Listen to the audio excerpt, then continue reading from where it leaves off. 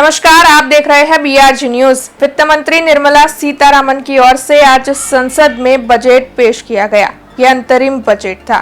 आपको बता दें कि आज जब बजट पेश हो रहा था तब उसका लाइव प्रसारण वडोदरा एफटीआई पर आयोजित करवाया गया था, जिस दौरान कई चार्टर्ड अकाउंटेंट्स और उद्योगपति वहां पर मौजूद रहे थे। इसके साथ ही शबरी केमिकल्स के मोहन नायर की मौजूदगी भी वहां पर दर्ज की गई थी।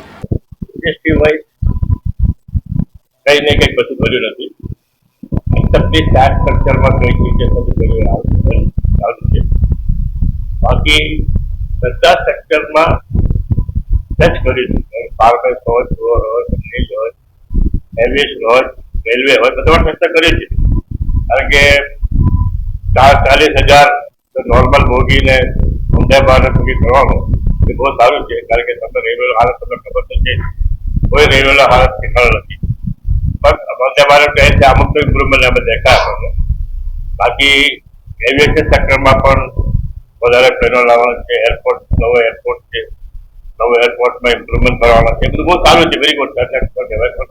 અમારા માટે ટેક્સ સેક્ટર માં કઈ ચેન્જીસ કરવાની નથી, એ સારું છે. આપણે એવું છે કે આ બધા ઓવરઓલ જે ઇન્ડિયાના ઇકોનોમીને ડેવલપ થાય એવા ઇન્ક્લુઝિવ ગ્રોથ ને સપોર્ટ કરવા જે એનાઉન્સમેન્ટ છે અને ઇન્ફ્રાસ્ટ્રક્ચર, આજે આપણે વાત કરીએ, અમે એક ધ્યાન પૂરવું છે કે મોદી સાહેબે જયારે પહેલું વર્ષ હતું ત્યારે એમને જાહેરાત કરી કે 2030 સુધી 142 લાખ કરોડનું અમે બજેટમાં એલોકેશન કરશું ઇન્ફ્રાસ્ટ્રક્ચર ડેવલપમેન્ટ માટે.